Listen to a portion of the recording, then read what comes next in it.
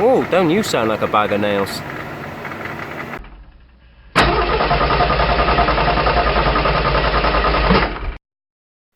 Hi guys, welcome back to the channel and back to another video. So soon, yes. Well, you remember from the last video that I mentioned that I had a little clonk coming from the front of the engine. Well, upon inspection, when I got it home, the water pump is on the move. I mean, not on the move as in actually moving away from the engine. No. The viscous fan, clutch assembly, and everything else is on the move, so it's wiggling left to right, which is what was giving me my clonk. So, I'll get out of the car and show you in a second. So, I've got my new water pump. I should get it out of the box. I'll show you. So, this is the new pump.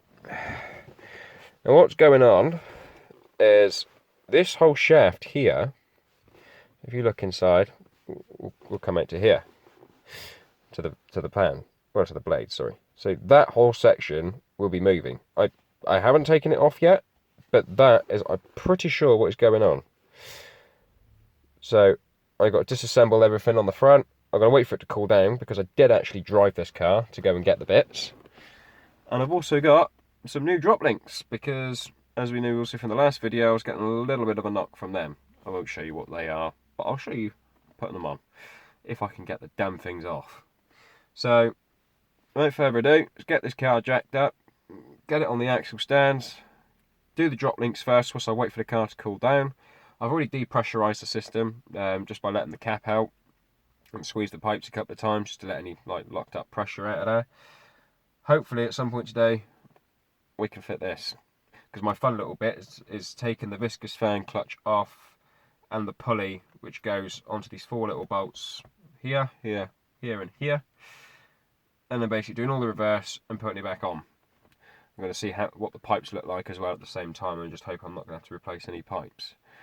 Now luckily I was trawling through GSF auto parts, GSF car parts, and I picked up drop links for £21 on a 60% discount, which was brilliant. It saved me a bit of money. And obviously when I found out the water pump had gone, it was like, right, okay, so how much is that going to cost me? So originally about 130 odd quid. And so I typed in my discount code and it came out to about 56 quid, all in all, for a new water pump, down from 135. So it's a graph made in Italy. Hopefully it lasts longer than the other one, but I think the other one's been on the car for about 20 odd years, so I don't blame it for going wrong. And like I said, it was stood for about 2 years, but it was ran quite frequently and stuff, so you know, these little things are bound to happen. So let's have fun tearing this car apart again and undoing everything that I did not so long ago when I changed all the belts. I'm also going to check the tensioners as well, because I'm pretty sure they're making a little bit of a noise. So what we'll do first is we'll get out of the car, much as it's nice and warm in here. The weather's a bit iffy today, so I might be dodging in and out of the rain, so I may not get this episode filmed all in one day. If I do, then kudos to me. So let's go and have a look.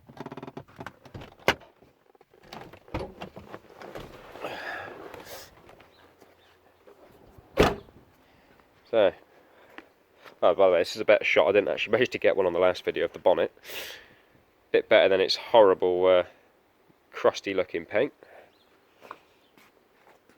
So, let's get this open. It's still a bit warm.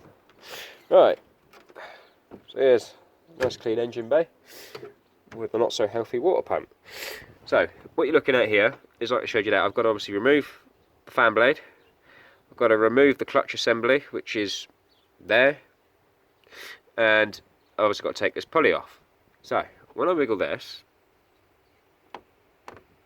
try and so you can actually see what's going on. Yeah, it's not meant to be doing that. It also does it from the top.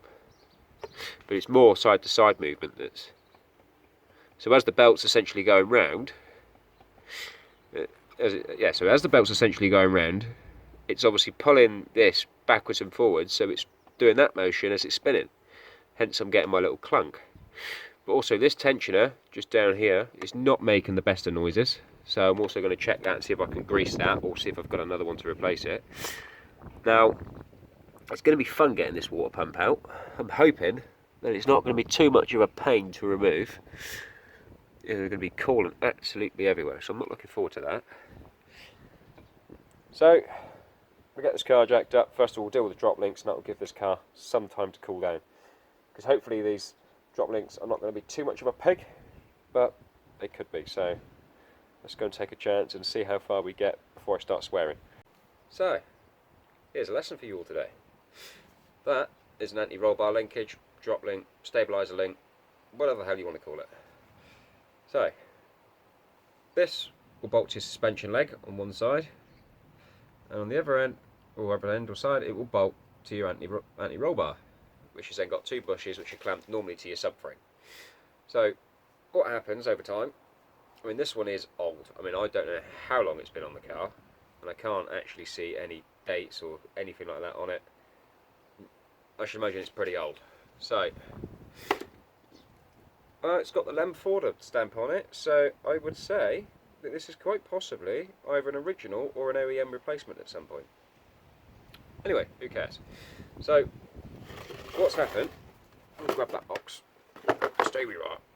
So what's happened here? Easy way to test if they're any good or not. One finger. If you can wiggle it like that. I mean, that one there's not too bad. But this one, I know. So still, you shouldn't really be able to do that with it. But this end here is the worst one. I mean, I'll put it next to the microphone so you can hear it. I'm hoping you can hear that. Shouldn't be making that noise, and it is just way too loose. So that is why it was banging away every time I was going over a bump, because essentially when the anti-roll bar pushes against that, it's doing that.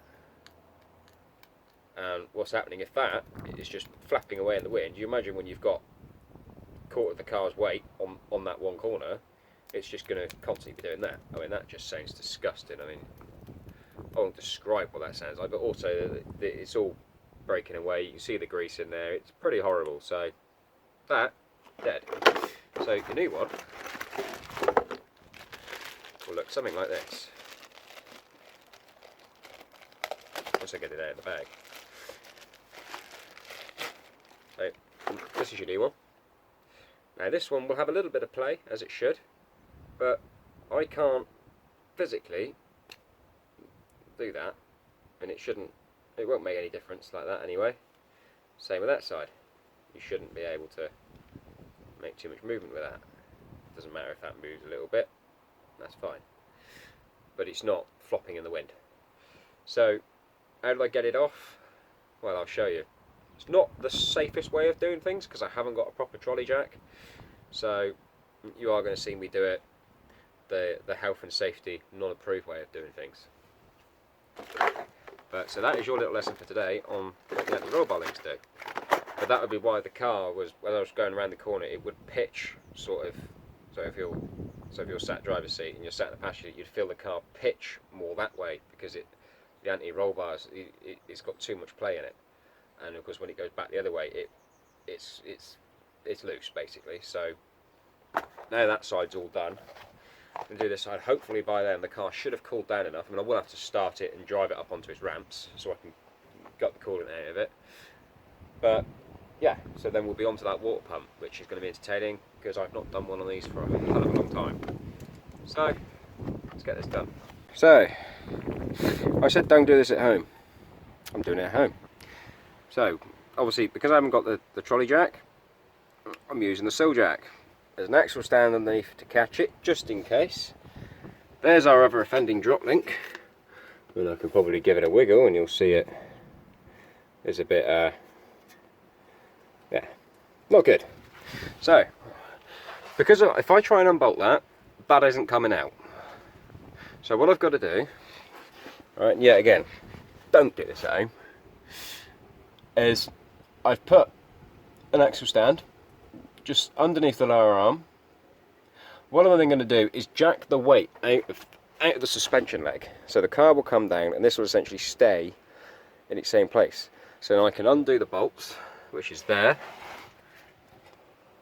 and there, and I can remove that drop link, change it over, put it back in, and then I can remove the axle stand from here. So I'm going to set you up on the tripod and let's see if this thing falls down on me. Here we go, let's see if we can not kill myself.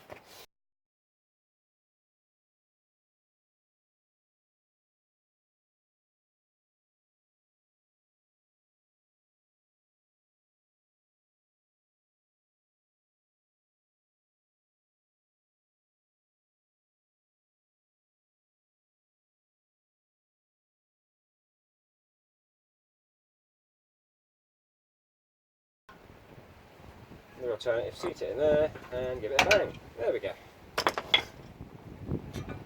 Alright, let's get this done before I die. Yeah, again, another floppy drop link.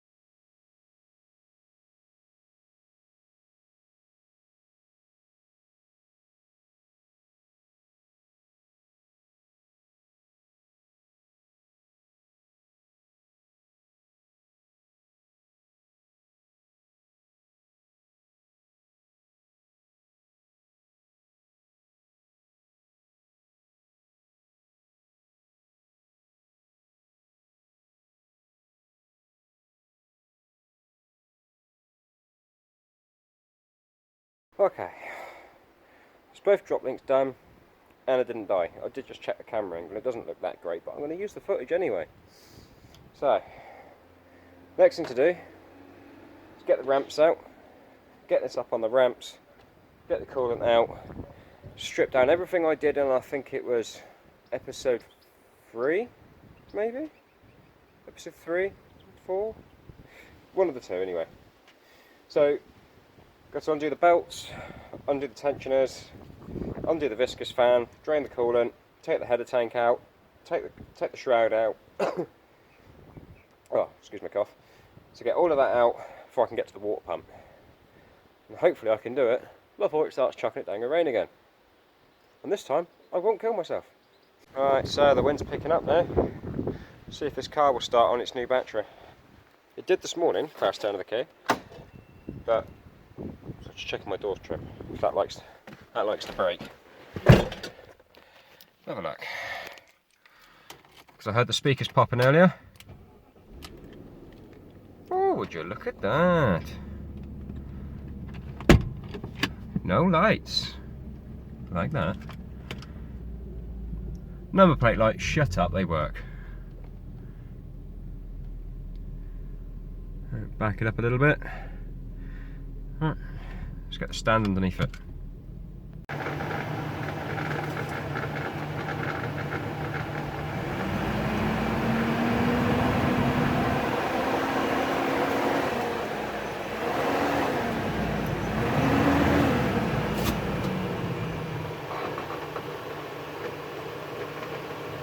Okay, so I decided I wasn't going to film taking all of this apart because I've already filmed it before.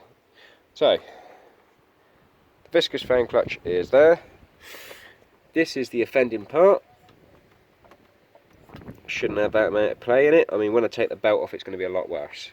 So I've just got to slacken off this tensioner here, get the belt off, or just slip the belt from this one here, and then try and figure out how this pump comes off, because I have completely forgotten how it comes off. So I shall be back with you once I've got the belt off and I've worked out exactly how this comes off. Ta-da! So, that is the old one. Now, try and do this one-handed. You might be able to hear it, but a bit grindy. And Sounds knackered. This one's miraculously changed shape from the one that you saw at the start of the video. So I'm going to chuck that one on the car. So here is our replacement. I had to go and get another one because the one that was given to me was wrong, and these drill holes, these holes here, weren't actually in line. I've tested it against the later model thermostat housing, still wasn't right, so I think it was just a manufacturing problem. So I'm going to go and get all the bits, all the bolts and screws and God knows what, nuts, bolts, get it all back in, and I'll be back with you once it's actually sat in there, because I've got to fiddle around, because under here there is a water pipe. Let's just try and find it. There's just two little water pipes, so I've got to connect it to those two, which will go in here. So I've put the seals in already, they're all done.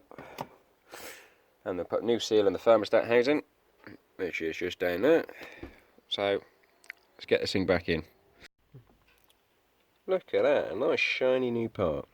I'm not convinced that it may or may not leak, but until we fire it up, let it run up to temperature, I'm not going to know.